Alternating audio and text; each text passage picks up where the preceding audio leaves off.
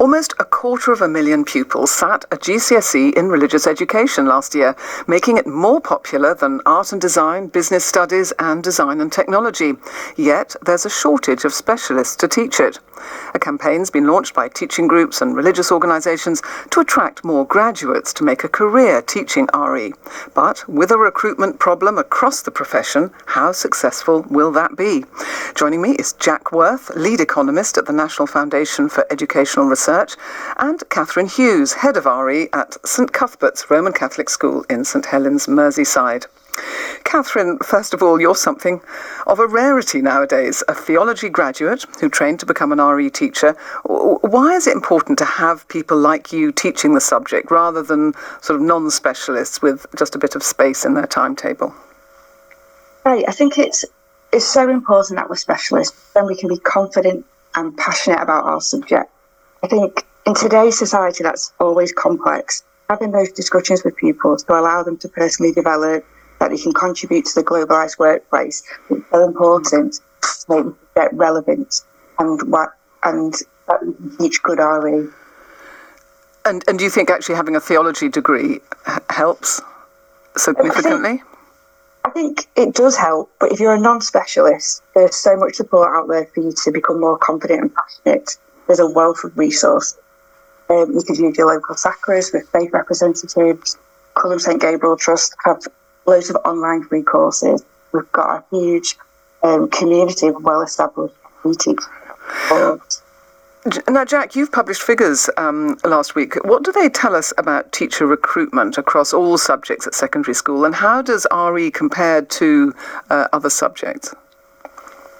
Yeah, that's right. So we published a report on the teacher labour market in England last week, and it shows some really big challenges in recruiting and retaining enough teachers across lots of different subjects, and also in primary.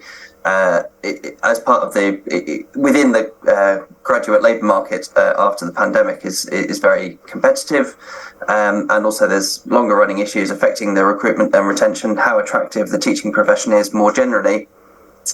Such as pay and workload, and religious education is within that as well, as part of that.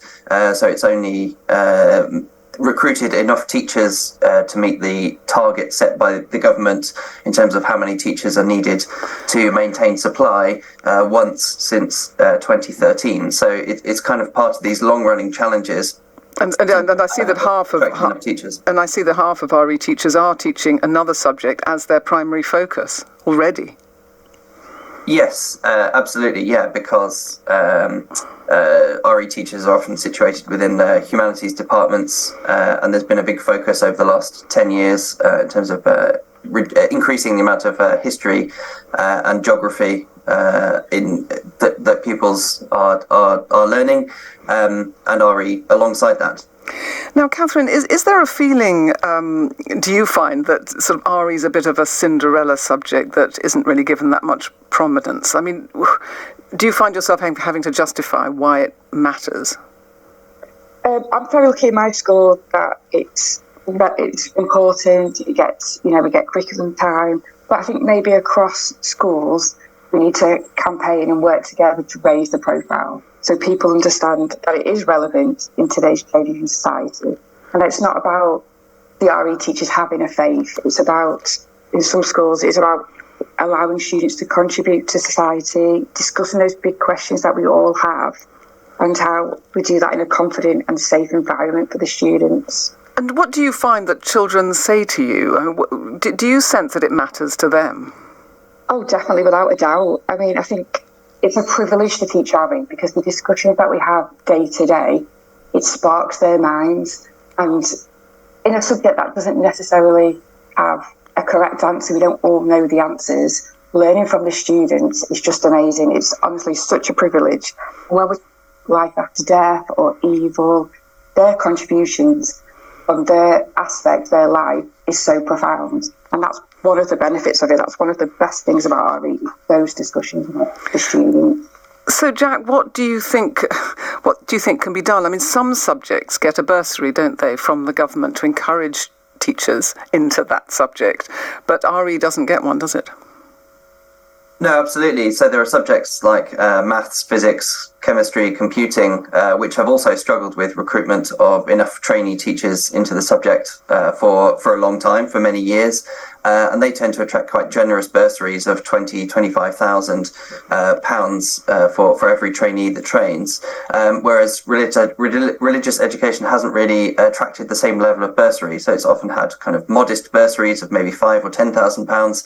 And since the pandemic, it's had no bursary at all. So that could certainly be reintroduced or increased to attract more RE teachers if it was seen as a priority. And Catherine, just very briefly, one reason why you would choose RE to teach?